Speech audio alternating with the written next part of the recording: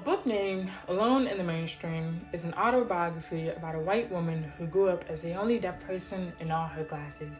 She reflects on her adolescence as a translucent light of innocence, her playground parties with stubborn parents. I reflect on my own deafhood, my playground fights with uneducated parents. When little black deaf girl doesn't hear someone speak to her, that someone thinks little black deaf girl is disrespectful.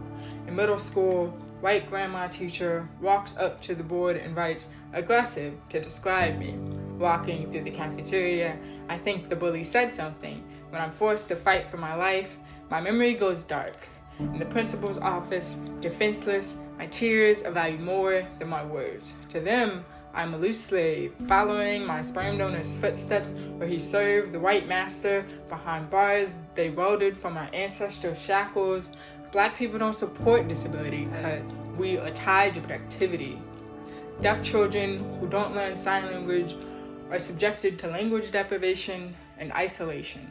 Both can lead to depression, failed education, and a life of underachievement. The probability of that increases the darker your skin.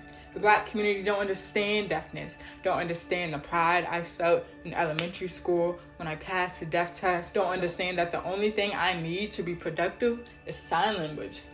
My godmom says, when people talk to you, look nicer. She confuses my deafness with rudeness. They pray to the white savior to heal my ears. My biomom says I have selective hearing, that I hear what I want to hear. That's why I thought I needed to allow my deaf test. Most Black hearing parents don't know about the Black deaf community, don't understand the direct parallels of their history of racism, two different sides of a coin, yet side by side, feeling every greed that grips it. We are tied to productivity. At age 18, little Black deaf girl finally learns to sign, but from old white deaf men who verbalize or a Negro in class and ask a trans person at sign lunch what their dead name is. I learned at a university that used to be a slave plantation. White students were granted tax exemption for disabled slaves. My full ride means nothing if I'm just a diversity quota. Just being here feels like a tax write-off. Black, deaf, queer, always fighting racism, ableism, homophobia. White supremacists are comfortable protesting on these grounds. To them, I'm a loose slave. In my final year of undergrad, in a course named Black Fire, I sit front row.